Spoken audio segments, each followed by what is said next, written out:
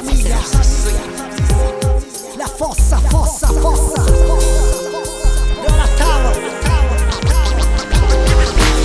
Quindi non credere alle favole, resta dalla parte del re, quella del rap.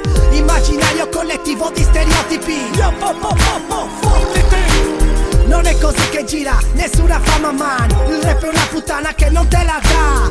Io resto sotto piuttosto e faccio mio, in attesa del giudizio, quello di Dio. Se potessi avere 1000 bit al mese, se potessi avere i soldi per coprire le mie spese, pacchetti intese, perché un motherfucker man ha le sue pretese. Prima mio figlio, la famiglia, le femmine, una casa, io non ho una villa, ma mi basta per vivere, scopare, farmi di ciò che mi pare. E se voglio farmi male, mi accontento dell'attrezzatura che ho. Nel mio piccolo mi perdo in studio, non mi manca un piatto, la fame non l'ho vista, la fama ancora meno in quanto ad artista.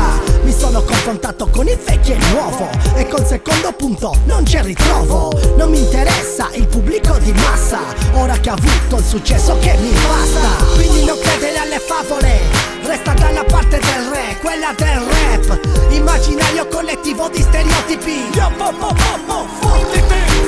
Non è così che gira nessuna fama, man. Il rap è una puttana che non te la dà.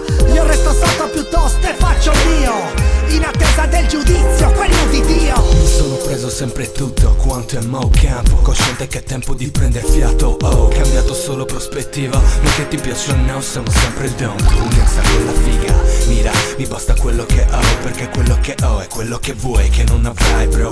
Il sacro si chiama rispetto, ed anche se ti vanti senza quello non puoi dir di aver successo. E non è cosa tipo che risolvi in formule, occhio che il tempo non concede le tue favole. Bolle plenarie si trasformeranno in frottole, fronzoli in colpi froci vengono tattiche sperimentali per uscire da sto schifo, ma è più quello che perdono di quello che hanno acquisito. Io sto nel compra da scaz garantito, e giuro non c'è un cazzo di cui sia pentito. Quindi non credere alle favole, resta dalla parte del re, quella del rap.